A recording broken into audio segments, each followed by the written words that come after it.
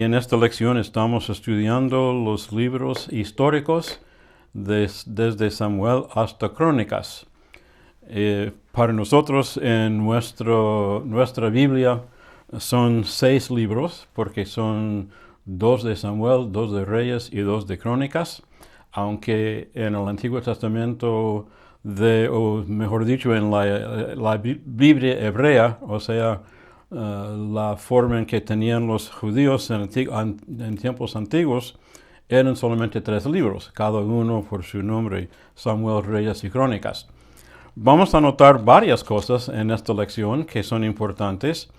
Los libros históricos, que para algunas personas aburridos quizás, realmente tienen para nosotros un mensaje muy bonito, muy necesario, muy importante, y por eso queremos dar un poco de atención a estos libros.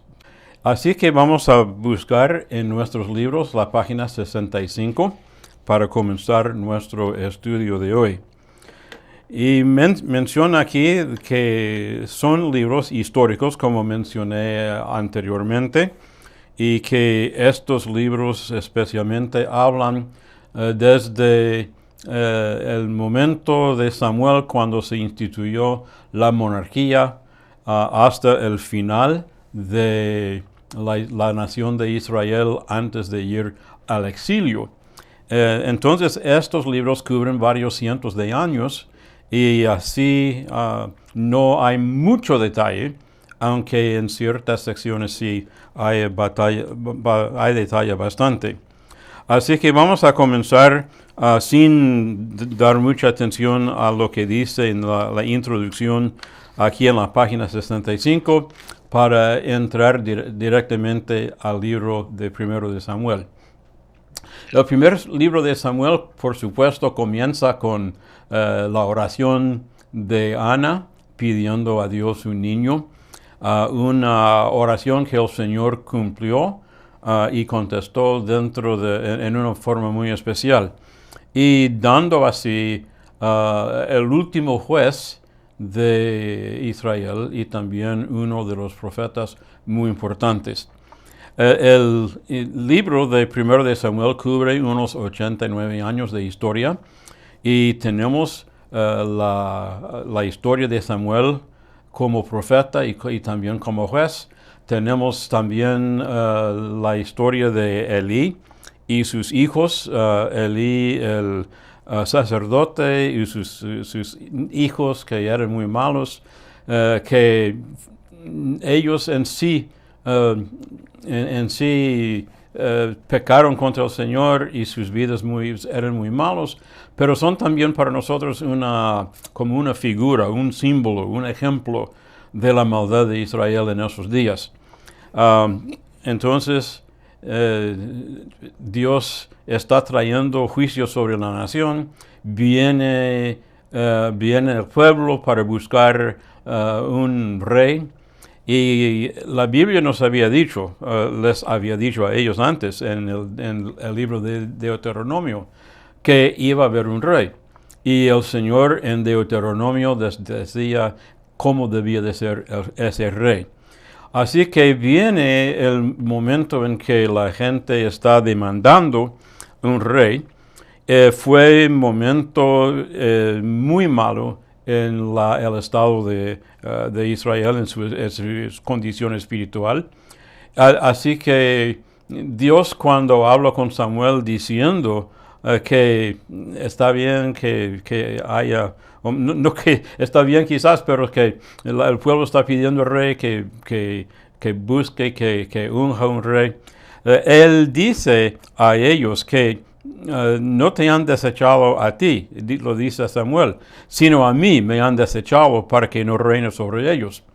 Y aunque es cierto que había profecía de un rey, y que Dios había dicho cómo iba a ser o debía de ser el rey, hay un motivo por el cual esa gente buscaba el rey. No estaba buscando al rey para dirigirles en la manera que Dios quería. No querían ellos buscar a un rey con propósitos muy espirituales y para cumplir la voluntad de Dios, sino que es como dice aquí en la página 67, ellos querían rey para que fuera la nación como otras naciones. Dice aquí, constituyenes ahora un rey que nos juzgue como tienen todas las naciones. Y lamentablemente cuando vino ese rey, ellos llegaron a ser como las demás naciones. Lamentablemente, ¿verdad? Porque el Señor les había dado la nueva tierra, la tierra de promesa. Y el Señor, haciéndolo, estaba quitando de esa tierra los paganos, los idólatros, las personas tan pecaminosas, ¿verdad? Y con el deseo de que esa nación fuera una nación santa.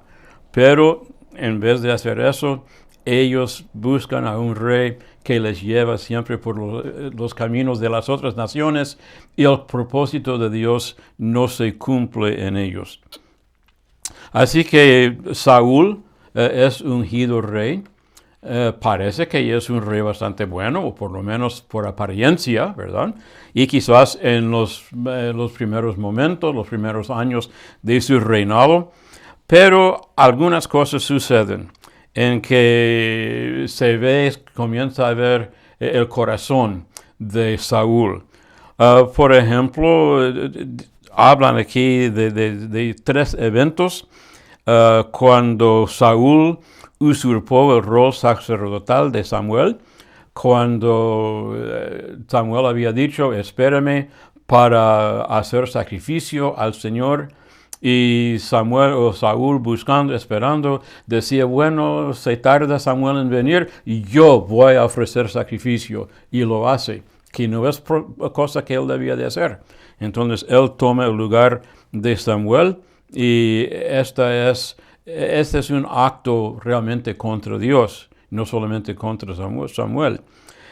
Saúl hace un juramento que por poco quita la muerte de su hijo Jonatán. Y es otra vez una muestra de su propio orgullo. Saúl desobedeció el mandato de Dios de destruir completamente a los amalecitas.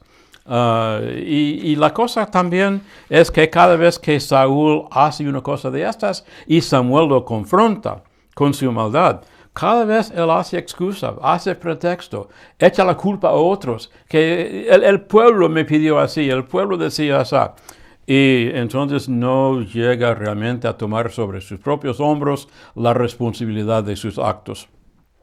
Así que Dios decide quitar de Saúl el reinado y por un proceso muy interesante que nos da a nosotros una historia muy bonita, se escoge a David para ser el rey. Entonces Samuel unge a David como rey y así viene a comenzar la transición entre Saúl y David, que trae ciertos problemas, ¿verdad? Y que trae también un contraste muy interesante entre los dos. Especialmente se menciona en la página 68 esos contrastes. El orgullo de Saúl contra la humildad de David. Que Saúl tenía mucha confianza en sí mismo, que él mismo iba a hacer eso y otro, pero David tenía su confianza en Dios y dependía de él. Después, un poco más abajo aquí en la página, vemos los intentos de Saúl de matar a David. Y el pobre David tenía que ir huyendo, ¿verdad? Buscando exilio aquí, buscando auxilio en otra parte, buscando ayuda en otra parte, ¿verdad? Y siempre Saúl está detrás tratando de matarlo. Pero vemos por el otro lado a David, cuando tiene oportunidad de matar a Saúl, no lo hace. Porque reconoce que Saúl es el ungido de Dios, es el rey, y él no va a tomar la vida de Saúl en una forma así. Así que entonces vemos un contraste muy interesante y muy importante también entre Saúl y David, que David realmente tiene corazón para ser el rey que Dios quiere. Así que llega al final cuando Saúl y sus hijos son matados en guerra y comienza el reinado de David, que nos trae a segundo de Samuel. El segundo libro de Samuel abarca unos 40 años y habla precisamente del reinado de David. Él fue ungido como rey sobre Judá, o sea, la parte al sur de esa nación, porque el hijo de Saúl, Isboset, reclamó ser rey sobre la parte al norte, las 10 tribus al norte. Pero durante 7 años había guerra entre los dos, y Isboset perdió la guerra últimamente, y cuando él se murió fue asesinado por 2 oficiales de su reinado. El pueblo al norte se unió con el pueblo al sur, y así David fue coronado como rey sobre toda la nación, todo Israel. Y el Señor le bendijo grandemente.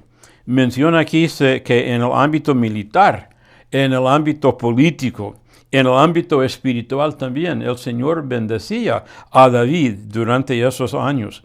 Y llegamos a 2 de Samuel capítulo 7, uno de los capítulos muy importantes en la historia del Antiguo Testamento, porque habla aquí del pacto que Dios hizo con David y su familia, sus hijos y los después, su descendencia. Y aquí tenemos 5 cosas que el Señor promete a David, que últimamente se van a cumplir, ¿verdad? Aunque en cierto sentido no lo vemos todo ahora. Por ejemplo, Dios iba a proveer una morada segura para Israel, cosa que por mucho tiempo no se veía, ¿verdad? Hacia el año 1948, cuando volvió la nación a Israel, a la tierra donde están ahora.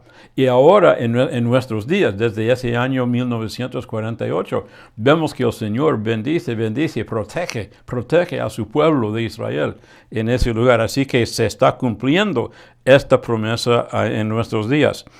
Que Dios levantaría al hijo de David para construir el templo, lo hizo en Salomón. Que Dios iba a establecer el reino de Dios, de David para siempre. Y eso se ve interrumpido, ¿verdad? Pero cuando Jesucristo viene, es el cumplimiento de esa promesa.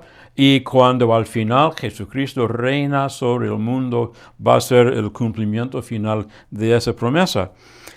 Hay promesa de establecer una relación de padre e hijo con los descendientes de David, y así se ha cumplido, y yo creo que se va a cumplir aún más. Y la misericordia de Dios nunca se apartaría del linaje de David, aunque en eso también hubo, voy a decir, interrupción, ¿verdad? Porque fíjense siempre en una cosa, que Dios promete, Dios hace pacto, pero nosotros tenemos que cumplir también nuestro lado, nuestra parte del pacto. Así que mientras la descendencia de David cumplía y obedecía, el Señor cumplía también su parte. Pero vinieron momentos, como vamos a ver después, cuando los descendientes de David no cumplieron su parte, no obedecían, y así entonces el Señor tuvo que castigarles y traer juicio sobre ellos. Así que aquí tenemos esas 5 promesas, pero son promesas que dependen de las personas y su obediencia delante del Señor. Así que el segundo libro de Samuel mucho tiene que ver con el reinado de David. Y vamos a tener un momento aquí de interrupción en nuestro estudio, porque hay una sección aquí que yo considero muy importante. En la página 70 dice, una mirada más de cerca al pecado y al creyente. Y como este es un mensaje para nosotros, y el rey David es un ejemplo muy, muy bonito para nosotros en este sentido. Yo creo que tomar unos momentos para platicar de estos 2 o 3 páginas es importante para nosotros. Así que una mirada más de cerca al pecado y al creyente. Claro que el Señor no quiere que pequemos. El Señor nos dice en 1 de Juan capítulo 2, Juan dice, yo he escrito estas cosas para que no pequéis. Pero, y vamos a notar este pero después, pero no creemos que el creyente tiene que pecar, pero hay que reconocer siempre que son como seres humanos, que tenemos el libre albedrío, nosotros tenemos la posibilidad de cometer pecado. Si es que uno peca contra el Señor, siendo creyente, si uno peca contra el Señor, hay 4 observaciones en nuestro cuaderno para nosotros hoy día. Número 1, que debemos confesar nuestro pecado. Tenemos que confesar delante del Señor. Y el cuaderno nota una diferencia otra vez entre Saúl y David. Que Saúl, cuando Samuel lo confronta en cuanto a su maldad, las cosas que él ha hecho, él siempre dice, cosa de otro. El pueblo me dijo que siempre echando la culpa a otro. Pero ¿qué pasó cuando Natán confronta a David? David dice inmediatamente, pequé contra Jehová. Él confesó, él aceptó la responsabilidad de su acción. Así que si cometemos algún pecado, confesemos ese pecado delante del Señor especialmente. Número 2, debemos reconocer la seriedad de nuestro pecado. Porque hay muchas personas que dicen, bueno, es un pecadillo, es una cosa muy pequeña que realmente no es muy importante. Bien es importante. El pecado es importante y es muy serio. Una cosa que se menciona aquí es que Natán, cuando confrontó a David y él reconoció la seriedad de su pecado, él dice aquí en su confesión que se ve en el Salmo 51, contra ti he pecado. No es solamente que él lo hizo ahí nada más, sino que yo hice algo contrario a Dios o contra Dios, algo que no es simplemente un acto pequeño que yo hice que no importa nada, no, es un acto de rebelión contra Dios. Y podemos notar también que cuando David cometió ese pecado, él pecó no solamente contra su propio ser, no solamente contra Dios, sino que él pecó contra Betsabé, la mujer con la cual cometió adulterio. Él cometió pecado también contra Urías, el esposo de ella, contra su propio pueblo, contra su propia familia, su propia esposa. O sea que cuando David cometió su maldad, él tenía que reconocer que era una cosa seria, que pecó contra todos ellos y especialmente contra Dios. Seria. Número 3, debemos creer que recibiremos el perdón de Dios.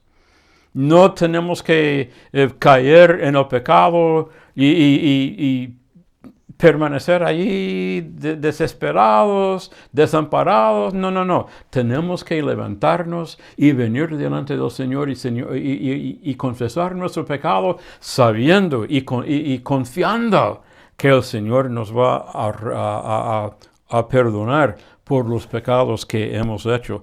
David, reconociendo que no había sacrificio para el pecado voluntario, que él se echa sobre la misericordia de Dios. Y es por eso que él dice en el Salmo 51 que no quieres sacrificio, que yo lo daría, no quieres holocausto. Los sacrificios de Dios son el espíritu quebrantado. Al corazón contrito y humillado no despreciarás tú, oh Dios. Oh Señor, no hay sacrificio suficiente para cubrir mi pecado, mi maldad. Pero Señor, tu misericordia es grande y yo pido tu misericordia y creyendo también que el Señor le iba a perdonar. Así que se menciona aquí en el Salmo 51, confiesa su pecado. En el Salmo 32, David se regocija por el perdón de Dios y habla de la bienaventuranza de una persona cuya transgresión ha sido perdonada y ha sido cubierto su pecado. Y parece que el Salmo 32 fue escrito después del Salmo 51. Aunque en los Salmos se vienen así en esta orden, pero que en realidad el orden histórico, el orden cronológico, es que el Salmo 51 fue escrito primero y el 32 después.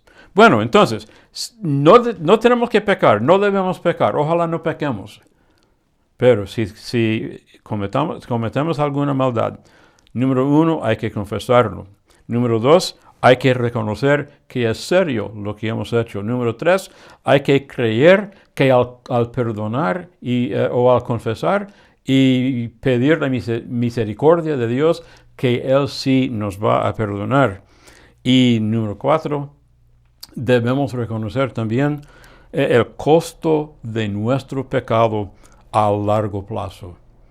Porque sepan algo, que muchas veces cometemos algún pecado que tal vez no parece tan grande, pero que en realidad se extiende a afectar muchas otras personas y quizás por mucho tiempo después.